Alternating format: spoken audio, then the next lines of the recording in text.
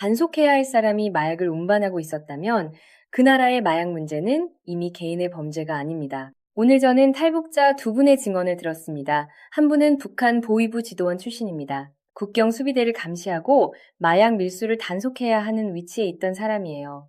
다른 한 분은 양강도에서 택시기사를 하다가 보위부의 지령을 받아 마약 운반책이 된 분입니다.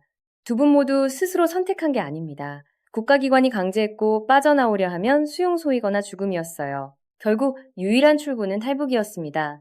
자, 그런데 여기서 진짜 질문은 이겁니다.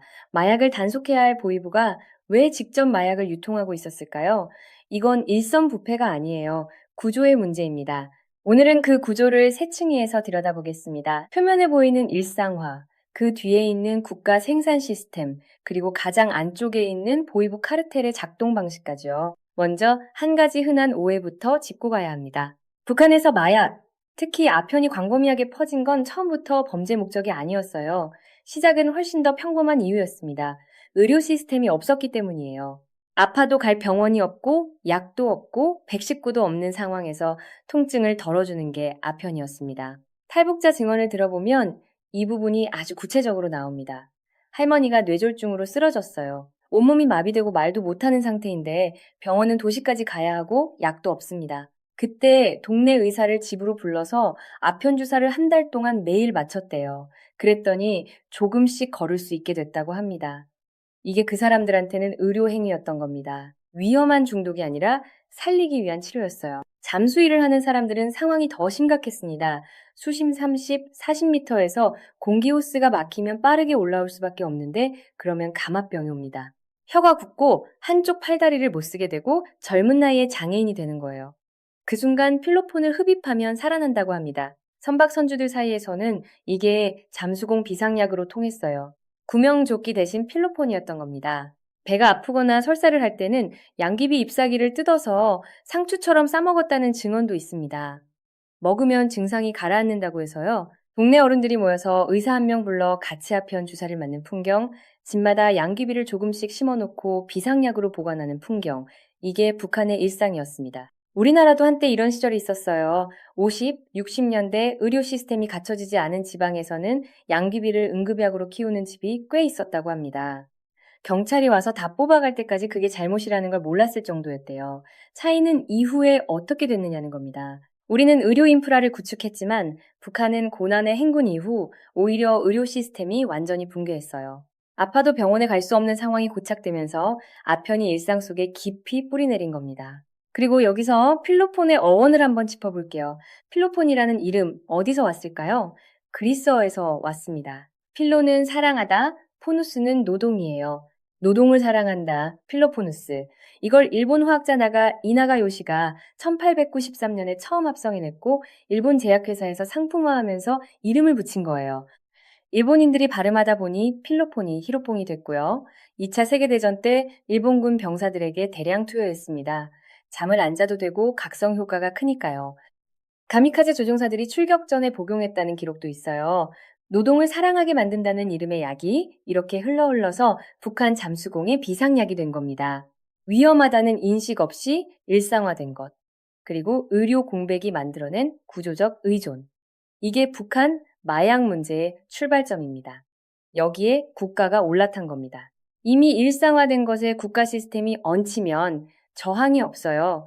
오히려 자연스러운 흐름처럼 보이게 됩니다. 이게 이 시스템이 작동하는 첫 번째 이유입니다. 그런데 여기서 끝내고 싶은데 사실 진짜 문제는 지금부터입니다. 개인이 비상약으로 쓰는 것과 국가가 생산 시스템을 구축하는 건 전혀 다른 이야기거든요. 1960년대에 북한은 국가 차원에서 양귀비 재배를 장려했습니다. 당시 양귀비는 의약품 원료로도 활용이 가능했기 때문에 외화 획득 수단으로 육성한 거예요. 그런데 1990년대에 김일성이 한 발 더 나아갑니다. 직접 교시를 내렸습니다. 인민들의 생활 향상을 위해 백도라지를 많이 심어 외화를 벌어라. 여기서 백도라지가 뭔지 아시죠? 양귀비입니다. 이름만 바꿔서 국가적으로 공인한 거예요. 명목은 의약품 원료 수출입니다. 그런데 양귀비진이 수출되어 정제 과정을 거치면 헤로인이 됩니다. 국가가 이 구조를 알고 있었냐고요? 당연히 알고 있었죠. 알고도 한 겁니다. 규모를 한번 보시죠. 함경남도 한 곳에서만 3만 평 규모의 양귀비 밭이 운영됐습니다. 3만 평이면 축구장 14개 넓이에요. 그리고 거기서 진을 채취한 건 학생들이었습니다. 중학교 3학년짜리 아이들이 산으로 올라가서 양귀비진을 채취해 피리지신병에 담고 그걸 국가에 납부하는 구조예요. 어른들도 아니고 중학생들이요. 이게 함경남도만의 얘기가 아닙니다. 각 도마다 생산 할당량이 정해져 있었고 전국 단위로 같은 시스템이 작동했어요. 단속을 피하기 위해 옥수수 밭 사이사이에 양귀비를 심는 방식도 쓰였습니다. 옥수수가 키가 크니까 위에서는 안 보이거든요. 농촌 지역에서는 이게 생계수단이었어요. 겨울에 옥수수 팔아서 먹고 양귀비 팔아서 자식 교육비 쓰는 시기였습니다. 개인약 판매자들이 돌아다니면서 집집마다 양귀비 진을 사들이고 그걸 다시 유통하는 비공식 시장도 형성됐어요. 그리고 이 시장은 검문소에서도 작동했어요. 검문소 15포기 미만까지는 허용한다는 내부 기준이 있었다고 합니다. 15포기 미만은 봐준다는 거예요. 그러면 사람들이 어떻게 했을까요? 당연히 14포기씩 심는 거죠. 이게 국가가 암묵적으로 허용한 생산의 하한선이에요. 단속도 생산 관리의 일환이었던 겁니다. 진행자가 이 대목에서 이렇게 말합니다. 이게 지금 중남미 카르텔 얘기를 듣는 것 같아요. 그러자 탈북자가 바로 받아칩니다. 국가가 카르텔인 거예요. 이 한마디가 전부입니다. 멕시코 시날로아 카르텔이 문제인 이유는 국가기관과 결탁해서 작동하기 때문이에요. 북한은 국가기관 자체가 카르텔입니다. 단속하는 기관과 생산하는 기관이 분리되어 있는 게 아니라 같은 조직이 생산하고 유통하고 단속까지 관리해요. 이 구조를 이해하지 않으면 북한 마약 문제는 절대 안 보입니다. 그렇다면 어떻게 개인이 이 시스템 안에 끌려 들어갔을까요? 조형아 씨의 경우를 보면 그 경로가 선명하게 드러납니다. 17살에 입대해서 14년간 복무하고 보위부 학교를 졸업한 후 국경 지역에 배치받았습니다. 공식 임무는 군인들을 감시하고 마약 밀수와 비법 월경을 막는 거였어요. 단속하는 쪽이었던 겁니다. 그런데 막상 자대 배치를 받고 나니까 상관의 지시가 내려왔습니다. 마약 운반에 가담하라고요. 현역 군인 신분에서 상관의 지시를 거부하는 건 사실상 불가능합니다. 그렇게 중국에서 북한으로, 북한에서 다시 중국으로 마약을 보내는 일을 하게 됐어요. 강세계 씨는 양강도에서 택시기사를 하고 있었습니다. 어느 날 보위부가 찾아와서 특정 지역의 물건을 운반하라고 지시했어요. 보위부의 지령이에요. 거절할 수 없죠. 택시기사라는 직업이 그 이동 능력이 포섭의 수단이 된 겁니다. 처음에는 검문소마다 프리패스로 통과시켜줬어요. 별탈 없이 1년이 지났습니다. 그런데 한 가지 더 있습니다. 강세계 씨가 처음 보위부 지령을 받았을 때 그분은 거절할 수 없다는 걸 직감적으로 알았다고 해요. 보위부가 찾아왔다는 것 자체가 이미 선택의 여지가 없다는 신호거든요. 한국으로 치면 국정원이 찾아와서 일을 맡기는 상황이에요. 거절하면 어떻게 되는지 모두 알고 있습니다. 그러니까 이건 제안이 아니에요. 지령입니다. 이 두 가지 케이스가 보여주는 패턴이 있습니다. 보위부는 기존 직업이나 직위를 그대로 활용해서 사람을 편입시켜요. 군인은 군인 신분을 그대로 유지하면서 운반하고 택시기사는 택시를 그대로 몰면서 운반합니다. 외부에서 보면 그냥 일상적인 업무처럼 보이는 거죠. 티가 안 나요. 그리고 한 번 들어오면 빠져나올 방법이 없습니다. 그만두겠다는 말을 꺼내면 어떻게 되냐고요? 조용히 없애버리거나 15, 20년 수용소라고 합니다. 여러분 이게 공범입니까? 국가가 강제로 시스템 안에 집어넣고 그만두려 하면 죽이겠다는 사람들을 우리가 범죄자라고 부를 수 있는 겁니까? 지상파 뉴스가 이 구조를 제대로 다룬 적 있습니까? 탈북자 개인 사연으로만 소비하고 이 구조적 강제를 정면으로 짚은 보도는 거의 없어요. 개인의 타락 이야기로 프레임을 짜면 구조는 보이지 않습니다. 이 시스템이 어떻게 작동하는지 보여주는 결정적인 사건이 있었습니다. 조영아 씨가 관여한 거래 중에 북중 합동 단속에 걸릴 뻔한 일이 있었어요. 중국 고위 간부의 자녀가 마약 과다 복용으로 사망했습니다. 부검 결과 마약이 검출됐고 역추적을 해보니 북한 국경 지역에서 넘어온 물건이었어요. 중국 안전부와 북한 보위부가 합동으로 단속에 나선 겁니다. 보위부원까지 잡겠다는 거잖아요. 이건 조직 내부에서도 서로를 통제하는 구조가 있다는 걸 보여줍니다. 자, 그런데 여기서 한 가지 놓치면 안 되는 게 있습니다. 북중 합동 단속이 가능했다는 것 자체가 이미 이 시스템의 균열을 보여줘요.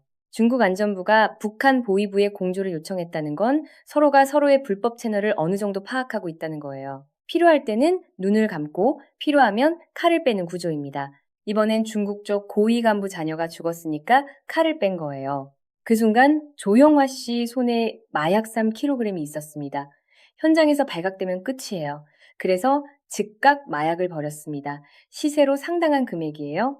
그걸 버리면서 스스로 순찰 나온 보위부원으로 행세했습니다. 마약을 운반하던 중국 쪽 브로커에게는 당신은 여기 있으면 안 됩니다. 저쪽으로 피하십시오라고 했어요. 그렇게 위기를 넘겼습니다.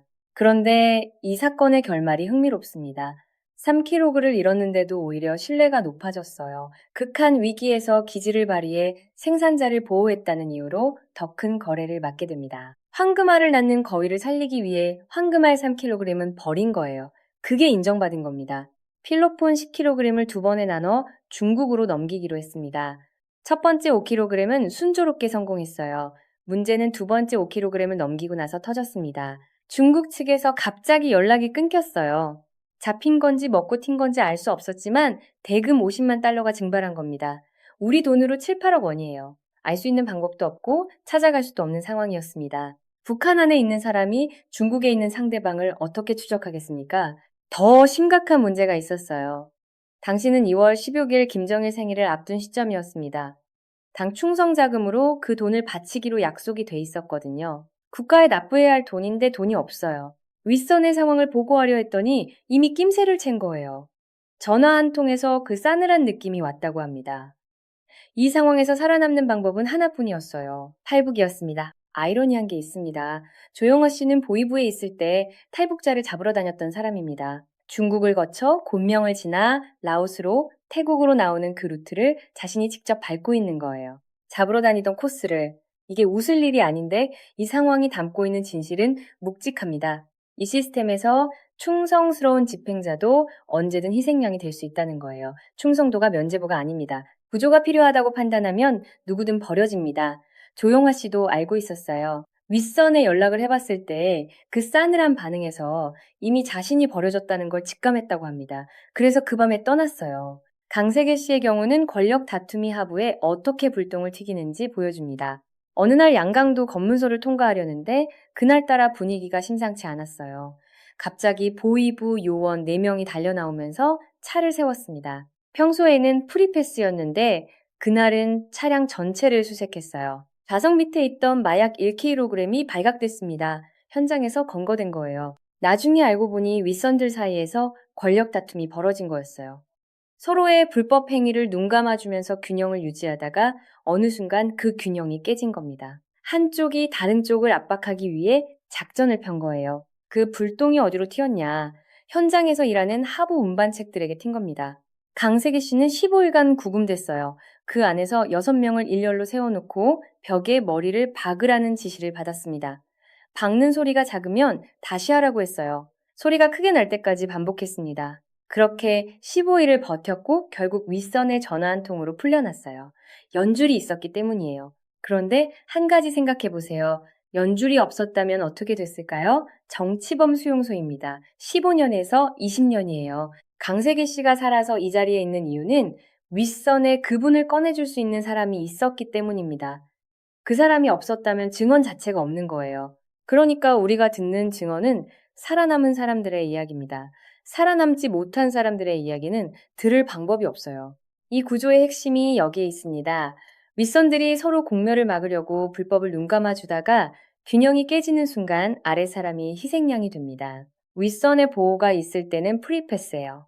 그 보호가 사라지는 순간 갑자기 단독 범죄자가 되는 구조입니다.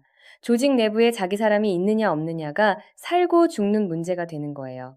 이건 실패가 아니라 설계입니다. 보위부가 하부 운반책들을 언제든 희생양으로 쓸 수 있도록 구조가 짜여 있는 거예요. 상황이 불리해지면 꺼내 쓸 수 있는 패가 항상 필요한 겁니다. 그러니까 이 시스템에서 하부 운반책은 처음부터 보호받는 존재가 아니에요. 필요할 때 쓰고 필요 없어지면 버리는 존재입니다. 강세계 씨는 그 뒤로 2번을 더 비슷한 상황에 처했습니다. 세 번째 만에 탈북을 결심했어요. 먼저 탈북한 지인이 전화로 계속 얘기했어요. 여기는 자유가 있다. 네가 하고 싶은 걸 할 수 있다. 그 말이 결정적이었다고 합니다. 자, 두 분 다 지금 한국에 살고 있습니다. 두 분이 공통으로 한 말이 있어요. 일한 것만큼 대가가 있는 나라라고요. 국민이 주인인 나라라는 말도 했습니다. 그리고 밤에 CCTV가 있어서 국민이 안전하게 살 수 있다는 말도 했어요. 우리는 CCTV가 많다고 불편하다고 느낄 때도 있잖아요. 근데 이분들한테 CCTV는 국가가 나를 지켜준다는 신호입니다. 국가가 나를 착취하는 게 아니라 보호하는 거예요. 그 차이를 몸으로 살아온 분들이에요. 표현 자체는 평범하게 들릴 수 있어요. 그런데 이분들이 살아온 맥락을 알고 들으면 무게가 완전히 달라집니다. 국가가 강제로 마약 유통 시스템에 편입시켜 놓고 균형이 깨지면 희생양으로 쓰고 빠져나오려 하면 수용소라고 협박하는 체제에서 살아남아 탈출한 사람들이 한 말이에요. 그분들한테 일한 만큼 대가가 있다는 게 얼마나 낯선 개념이었겠습니까? 그게 당연한 게 아니었던 거예요, 그 사람들한테는. 한 분은 이렇게 말했습니다. 북한에서 말하는 진정한 사회주의 국가가 바로 대한민국이다. 국민이 주인이고 국민을 위한 의료보험이 있고 밤에도 CCTV가 있어서 국민이 안전하게 살 수 있는 나라. 이 말이 사회주의를 표방하면서 국가가 마약 카르텔로 운영되는 체제에서 탈출한 사람한테서 나온 겁니다. 자, 이쯤에서 전체 구조를 한번 정리해 봅시다. 의료 공백이 마약 일상화를 만들었고 국가가 그 위에 생산 시스템을 얹었습니다. 보위부는 생산과 유통을 직접 관리하면서 개인을 강제로 편입시켰어요. 편입된 개인은 상부의 비호 아래 작동하다가 비호가 사라지는 순간 단독 범죄자가 됩니다. 빠져나올 방법은 탈북밖에 없어요. 그리고 그 탈북 과정에서 또 목숨을 걸어야 합니다. 이 구조에서 개인은 처음부터 주체가 아닙니다. 도구예요. 생산에 필요한 도구이자 필요하면 버릴 수 있는 도구입니다. 국가가 설계한 시스템이 개인에게 선택지를 주지 않아요. 이건 마약 문제가 아닙니다. 체제의 문제입니다. 마지막으로 한 가지를 짚겠습니다.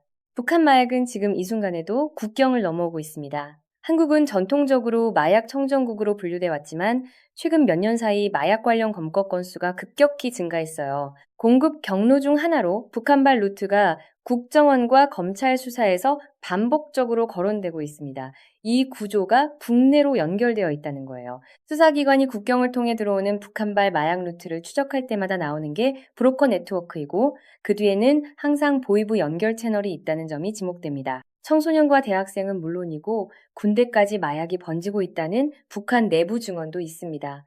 국경 안에서 통제가 안 되는 거예요. 생산 시스템을 국가가 설계해놓고 통제가 되지 않으니 내부로도 퍼진 겁니다. 카르텔이 자기 동네를 오염시키는 것과 다르지 않아요. 단속해야 할 기관이 유통합니다. 국가가 생산을 지시했어요. 개인은 강제로 편입되고 저항하면 수용소입니다. 그리고 그 물건은 국경을 넘어오고 있어요. 이게 북한 마약 유통의 실제 구조입니다. 개인 범죄가 아닙니다.